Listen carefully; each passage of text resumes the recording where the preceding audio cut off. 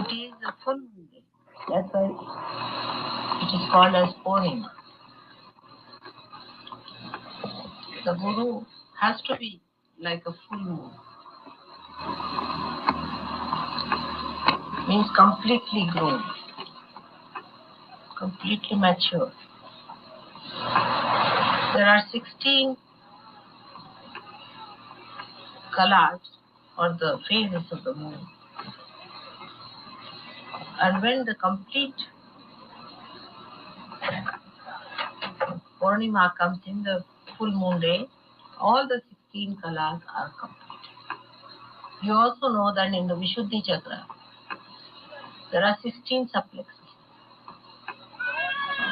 When Krishna is described as Virata, he is called as the Sampurna, the complete incarnation of Vishnu's aspect, because he's got the 16 phases completely done. So today's number is 16. 6 plus 1, 7.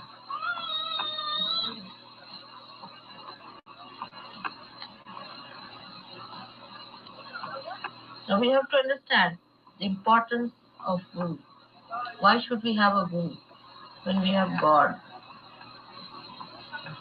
We have got Shakti. Then why should we have a Guru? What is the need to have a Guru?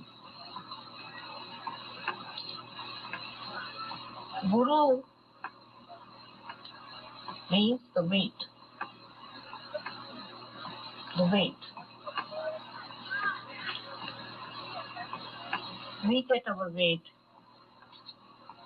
from the magnetic forces or the gravity of the Mother Earth. So Guru means gravity. A gravity in a person.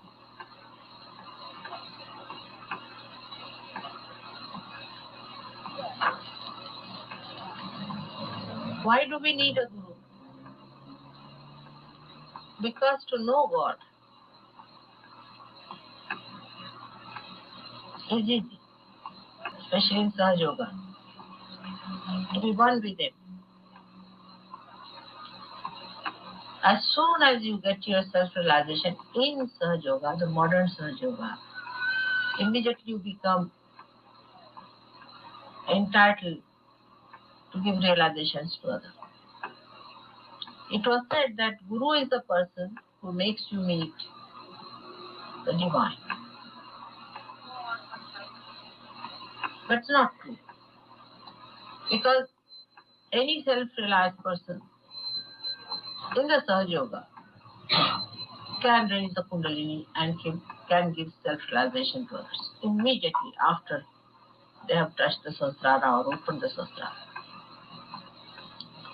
But normally a realized soul cannot do it. Any born realized soul cannot do it on its own. It has to have authority of me as I am today. That's why it was said that Guru is a person who makes you meet God, means raises the Kundalini and makes you one with God. Because in those days, when the Gurus were self-realized,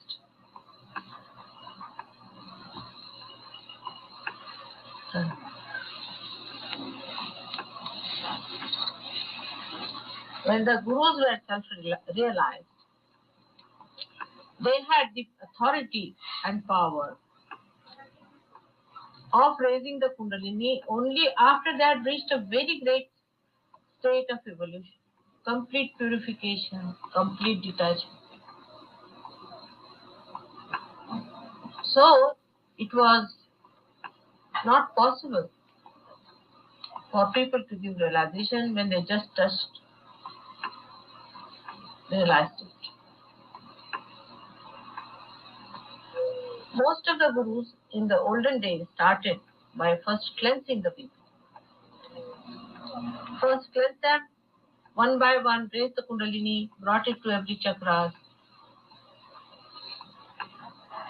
and then gave them realization. It was a different technique altogether. We can say it was a bullock cart technique.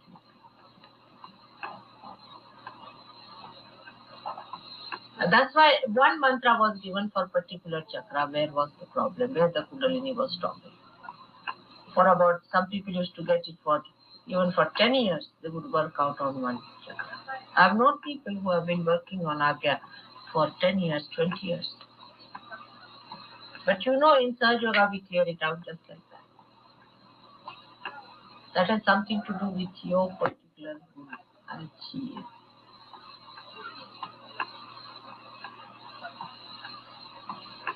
So the first conception that a person who needs to meet God is the guru. Has to be a little bit advanced. Because for you now, it's a child's play to raise the Kundalini and make them one with the divine. But still you don't become guru in the Sahaja Yoga training. Even if you have vikalpas, you have doubts about Sahaja Yoga, still you can do it if you raise your hand. Even when your chitta attention is not clear cut, still you can do it. Just raise your hand. The pure truth. How?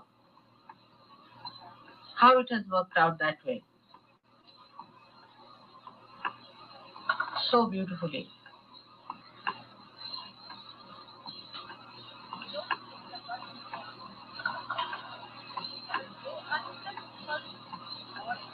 It has worked out, I would say, at this stage. Maybe later on I'll tell you. But it's pure.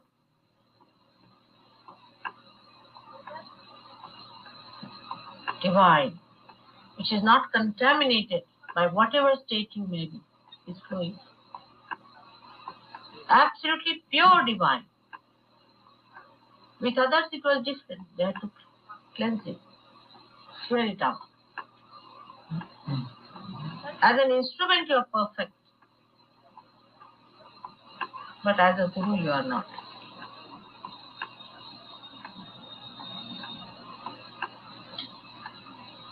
Whatever may be your defects, or whatever you may be lacking, you raise your hand, the Kundalini will rise.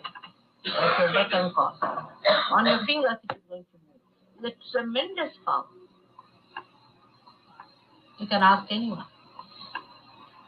They'll tell you they are surprised and jealous of you. They can't understand how by raising your fingers that you are perfect instruments because you are created by somebody really perfect.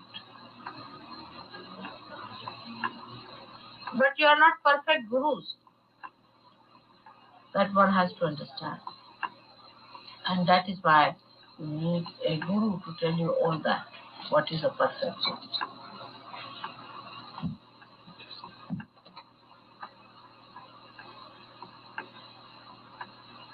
Now, as I've told you, that guru means gravity. You cannot say, where is the axis of Mother Earth is? You cannot see it. I mean, you cannot see it, you cannot feel it. But they say there is an axis on which the Mother Earth rotates. So it's an energy. It's an energy on which this Mother Earth rotates. In the same way, you have an axis, which is your Sushumna.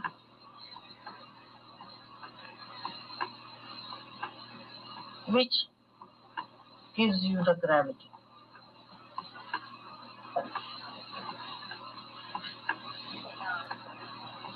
The first important thing for a guru is that your gravity point is one.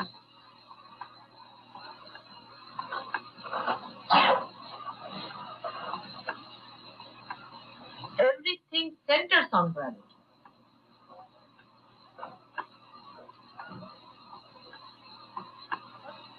Unless and until your attention is completely fixed onto that gravity point within you, which is called as Dhruva, is a fixed point.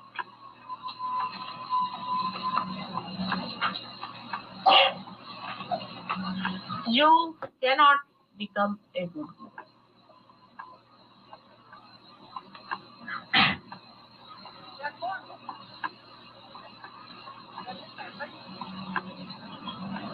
So the gravity in you comes to you by clearing your attention, by looking at your attention, where does it go?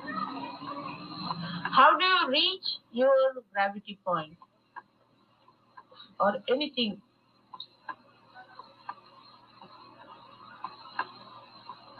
that has a gravity point? How do we discover it? We go on balancing it.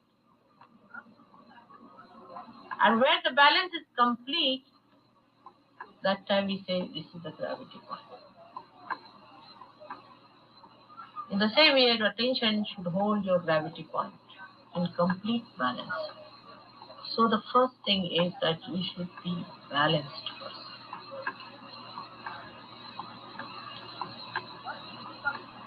But a balanced person is not a fixed person.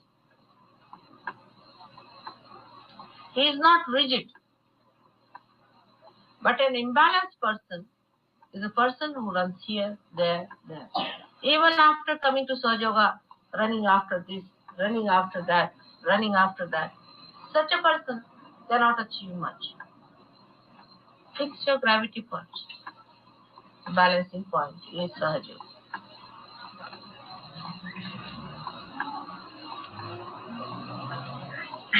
That is much important. Than knowing anything else, first of all, fix your gravity point. Then you'll be amazed that whatever you see apart from Sahaja Yoga, in the light of Sahaja Yoga, you will realize that how it relates to Sahaja Yoga, as it relates to your gravity point. Say it is against it, still you will see where does it is against. If it is for it, you will see where it is for. For example, you read books, immediately you will know what is the truth, what is not the truth.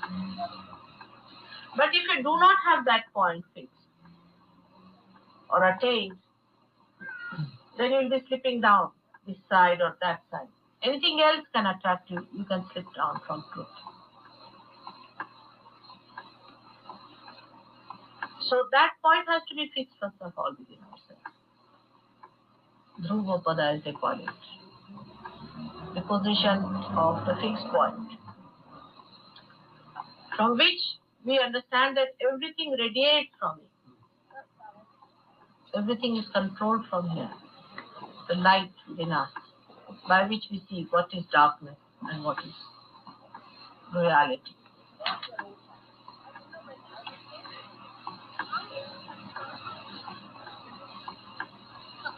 But to all this,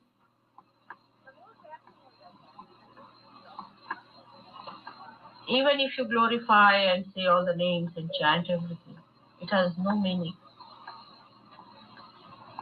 Unless and until you develop discipline about it. Discipline is the sthai bhav, or you can say the emotion of permanence.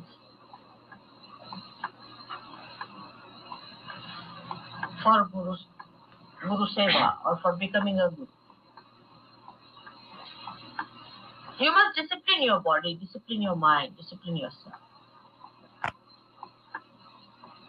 Say, Sahaja Yoga is such a simple thing to have. I mean, you are just connected, but you are not a Guru.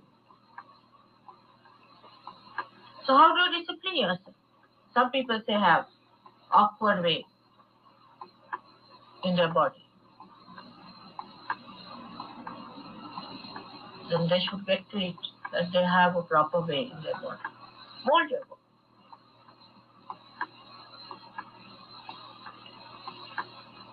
It is not to torture your body, but to be master of your body. For example, I would not say that you go and sit in the cold ice water. It's wrong. You freeze yourself and make your bones horrible. But you must do all that is required to give you a supple body and a body that can live under any circumstance. Little bit you have to, of course, insult also. that you should be able to sit on the ground properly, that you should be able to sleep on the ground properly. There should be no problem about these things. You have to discipline. Sahaja Yoga is a real blessing, but can be sometimes a blessing in disguise.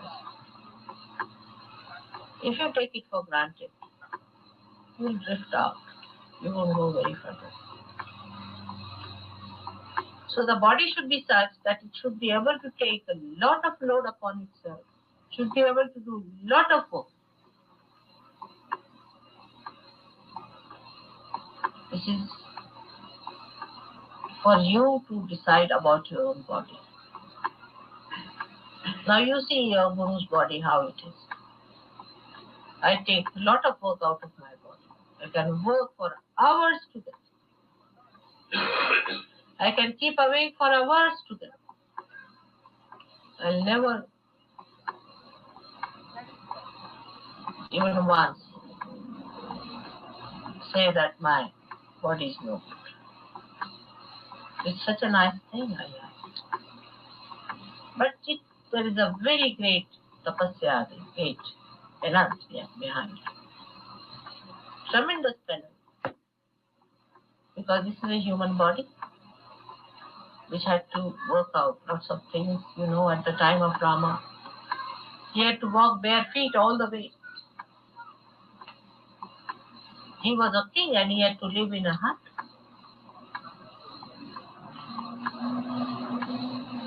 So do not be dominated by luxuries and comforts. I do not mean to say that you are necessarily torture your body. That's not the point at all, because I must give the balancing point always. But do not pamper your body that it becomes a hurdle for your penance. Keep your body clean. Respect your body. And it will be very happy when it will know that you have used it for the divine purpose.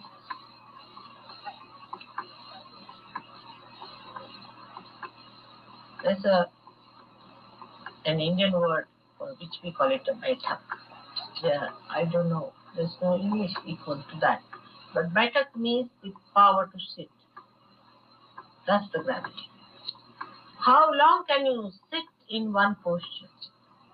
What is your baitak? Like any studies or anything, they'll ask, what is your baitak? Have you got the baitak? It's a power to be seated on one point. How long can you sit? Continuously. That is how you judge your gravity. Unless and until you have a baitak, you cannot be a guru. So the body is to be brought round properly. It has to be separate. It's no question of becoming thin or fat, but the body should be such that you should be able to use it for your purpose as a guru.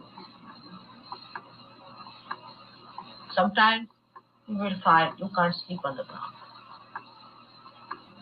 Then you sleep on the ground 3-4 days, your body will be very happy. It will pain 1 or 2 days, it will be all right. But do not insult your body. See the other side of discipline. We don't take our baths, we don't keep ourselves all right. So we are insulting our body. Look after it. You may have to look after its softness, the gentleness of the body. Treat it with respect. By becoming barbaric, you are insulting your body.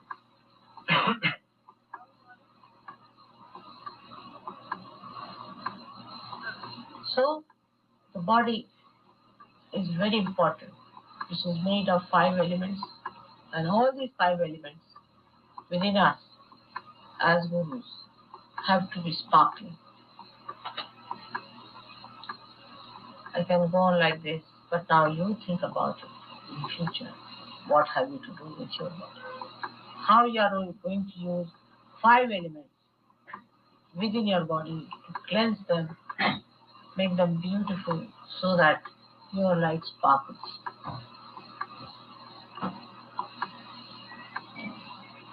The gravity comes to you in your body this way, that you start generating your power or your principle of Gurutva, principle of your mastery, through this point of your gravity.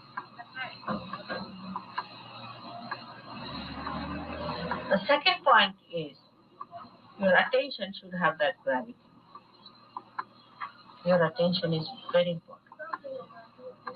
A person who is easily disturbed is not a deep person.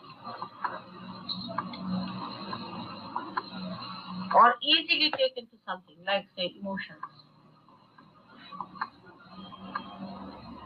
Or easily to some other, say, intellectual pursuit. As gurus, there will be temptations for you.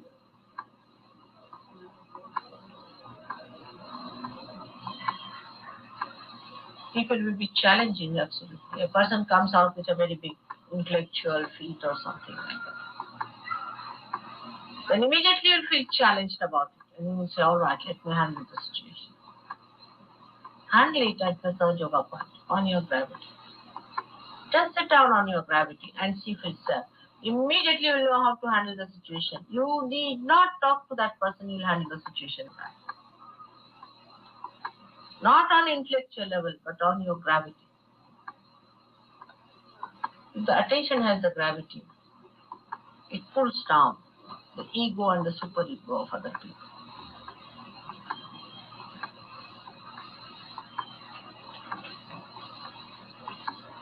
Then you will not be frustrated or frantic. Also, if you can start from outside, it may work out in human beings. It works out.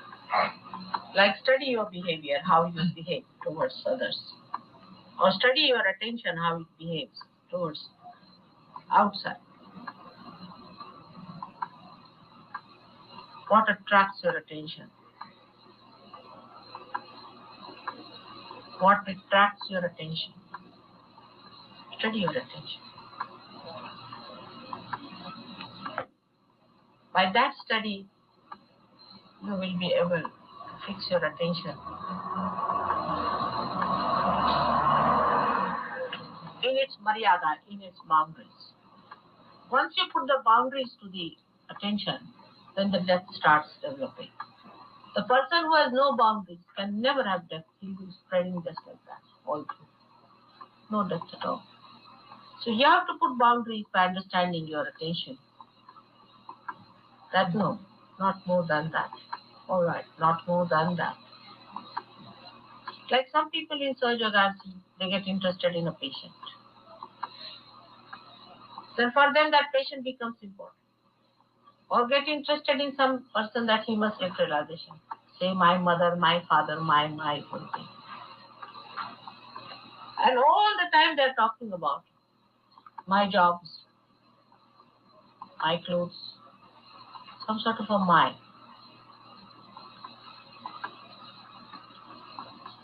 And they don't know how to draw the line. You must know where to draw the line is Maryada. Otherwise, the whole thing will fritter away. You will become a frivolous person. There won't be any gravity.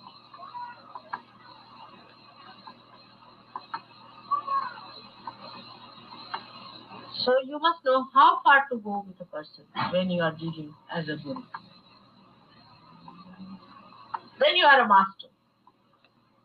But if you do not know where to draw the line, you may be crossing the line and getting into his clutches.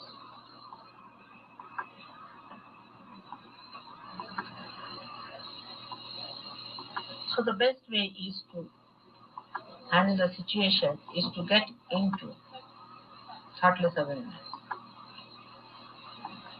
Again and again and again and again. And you establish that clearly.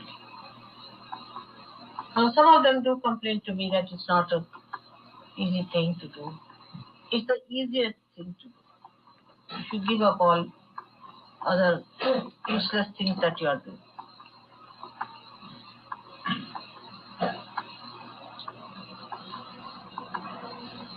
And then gravity will give you the wisdom to do the right thing at the right time. Ashram is a place where one has to learn to be a good. But I find it is not always a good experiment. Once they have an ashram, they take it for granted. They think this is a place for us to nicely come and live. And some people will work, some will enjoy. Some will pay, some will not pay. It's most practical.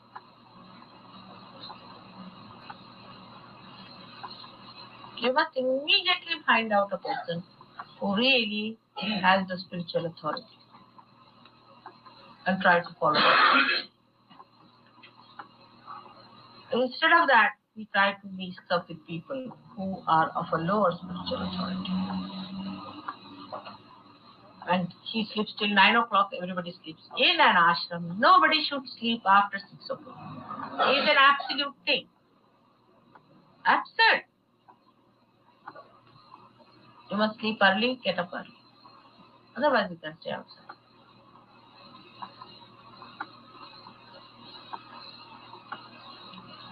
You all must get up at 6 o'clock. You know what time your mother gets up.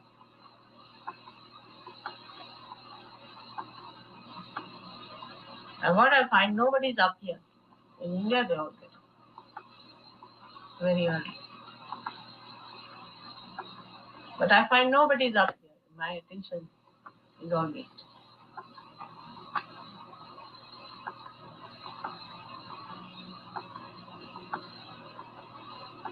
And you don't realize that how important all these things are. This is a training time for you. For this you are born, you have been seeking this for ages now, you got it now, you must discipline yourself.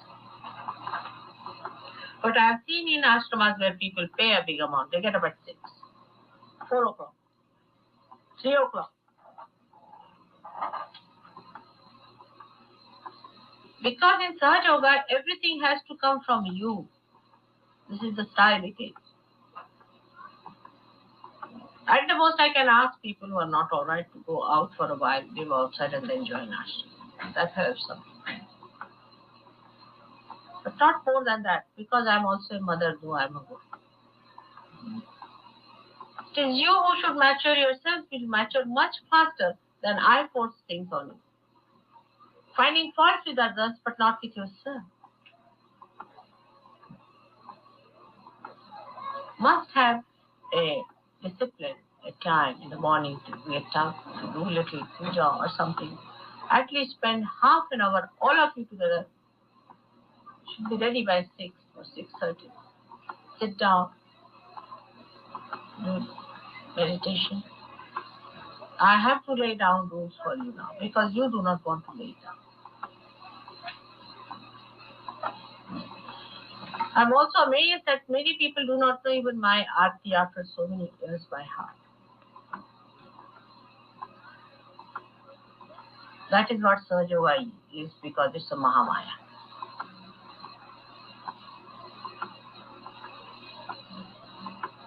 So you have to learn it yourself.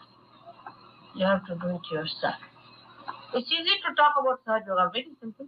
Stand up and talk because you have heard from your mother. You talk. We will have no impression on another person. It will fritter away. Because must come from your center of gravity.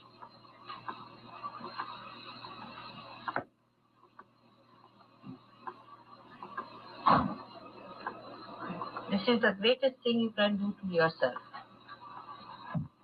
Is to discipline yourself fully and compete in disciplining yourself and make your body all right, your attention correct.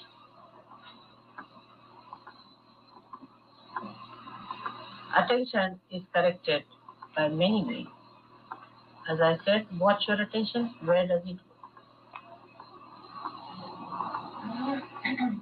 Now, what else are we going to talk but Sahaja Yoga? Is there anything more beautiful or more interesting, more manifesting than Sahaja Yoga is? And what is the job of a guru? Is nothing but to expose the Parabrahma itself, the whole working of the divine. That is the job of a guru. To expose the complete working of the Parabrahma is the job of a guru in the modern times. Not only raising the Kundalini, but after raising the Kundalini, you should be able to tell all about the divine powers and everything. For that, you have to learn, you have to read, you have to understand. Do you understand now the difference between the old gurus and modern gurus? Because they were brought up with such tremendous discipline, and hardly one or two used to be made gurus. They went through such studies and such interrogations and examination and tests that by the time they were 75 or so, they became gurus. But you have to do it quick. And the best way is to do it yourself.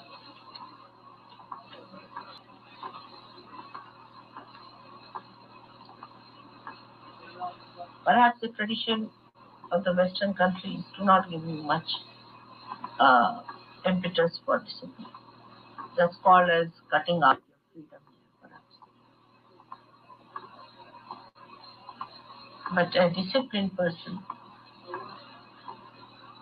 is the only one who can be a surgeon. Spontaneity works best in a disciplined person. Disciplined person is the one who knows the technique, and the energy is the spontaneity. But a person who is frittered away, what will spontaneity do with it? It cannot work it out. The instrument is so horrid. So you discipline yourself so that others will be disciplined by your behavior.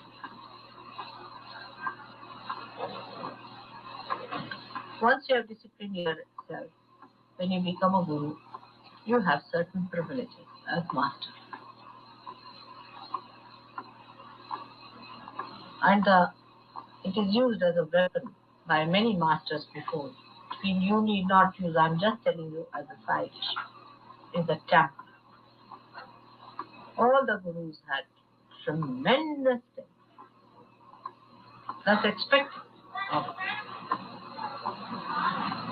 Like I would tell you about Alauddin Khan, who was a great musician, was the master of Ravi Shankar and all these people. And my father was the political advisor to this Maharaj of Maya. And we went down there, I was there also. That time Ravi Shankar was the artist who was playing, a little bit here and there, sort of thing. I mean, he was quite a good artist still. So this guru had a great respect for my father, sort of he used to treat my father with very good reference. So he was playing something. He was very good at mridanga. So he played the mridanga for my father. So in that the Lahara is the tune one has to play.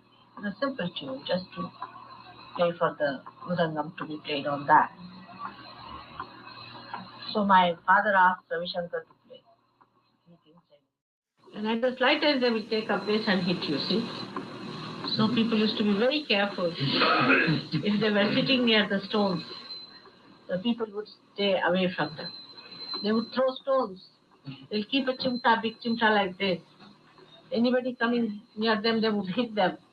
At the slightest thing, they give a chimta to a disciple. This was a long thing, made out of iron. And a chimta is a double-pronged thing. And they would hit the person, thumb like that. It was the situation before I came in here as your guru. You see, it's difficult to be a guru and a mother. I cannot do both things together. But that was the situation. Even those great artists today who are playing great things like you hear now, Vilas Khan Sahib, you go and ask him about his guru, how much time he was beaten up. Absolutely beaten up. Any swara they did wrong was absolute chastity, absolute discipline. If the Guru said 5 o'clock tomorrow, even if Guru comes around 5 o'clock, you have to be there. For any art in the Indian style was like that. Complete discipline. Without discipline, not even education was imparted. Terrible taskmasters. And that's what they used, which you need not use in Sahaja. There is no need to use temper in Sahaja Yoga. Because I have not given you, imparted any knowledge to you with temper.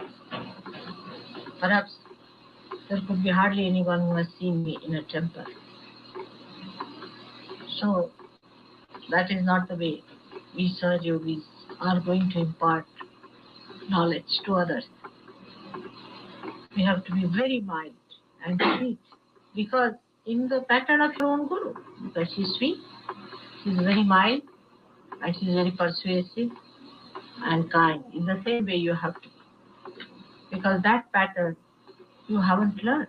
That's why don't take to that kind of a pattern where people are in a big temper and they come out with a big temper. It doesn't behove a Sahaja Yogi to be like that. I mean, they had such tremendous powers also that they could just make somebody into ashes. See, with such a temper they lived. And they had one Guru somewhere, like I call it rock of Gibraltar, that you face him and you hit your head. At least once or twice you must have a good hitting from him. Otherwise he is not yours. That was the system. Now we have a great artist sitting here. You must be also remembering his Guru, who must have really beaten him nicely before he imparted knowledge. They said, without you hit and chisel, you cannot make a good disciple.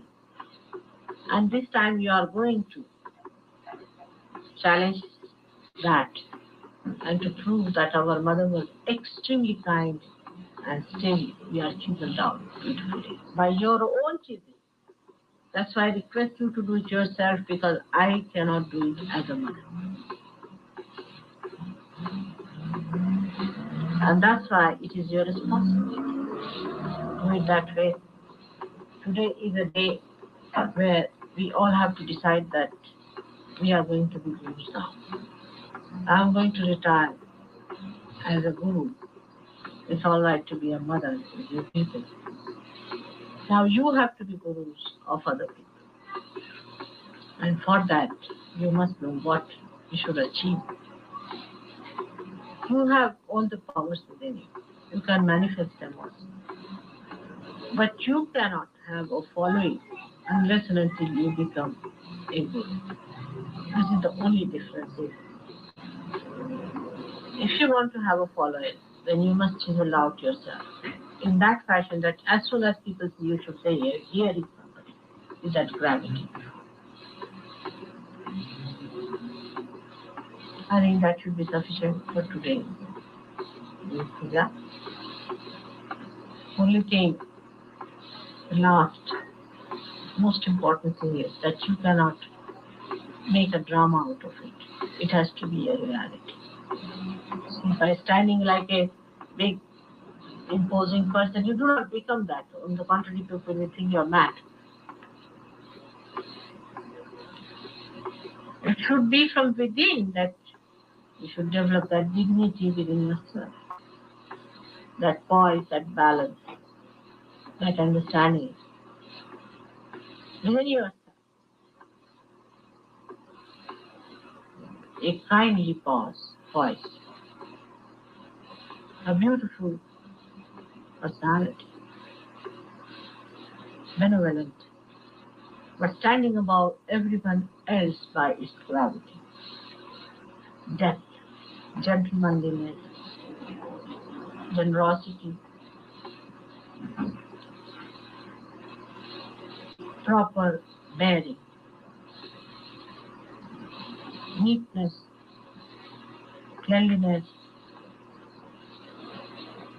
above all, love, heart like an ocean,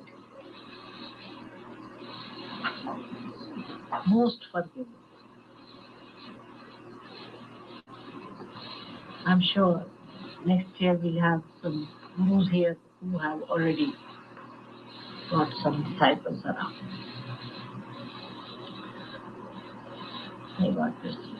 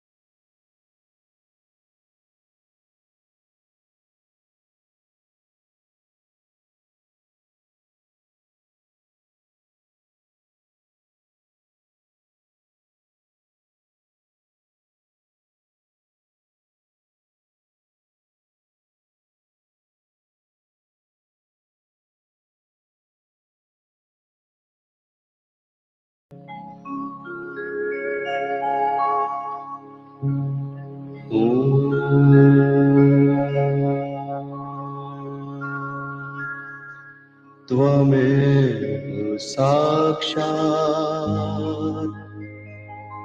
Shri Mahalakshmi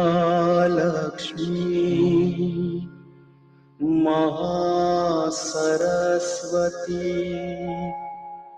Mahakali त्रिगुणात्मिका kundalini साक्षात् श्री आदिशक्ति माता जी श्री निर्मला देव्यै नमो नमः। ॐ त्वमेव साक्षात् श्री कल्की साक्षात् श्री आदिशक्ति माता जी श्री निर्मला देव्यै नमो नमः। ॐ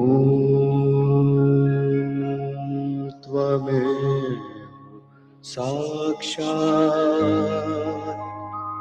श्री कल्की साक्षात् श्री सहस्रार स्वामिनी मोक्ष प्रदायिनी माता जी श्री निर्मला देव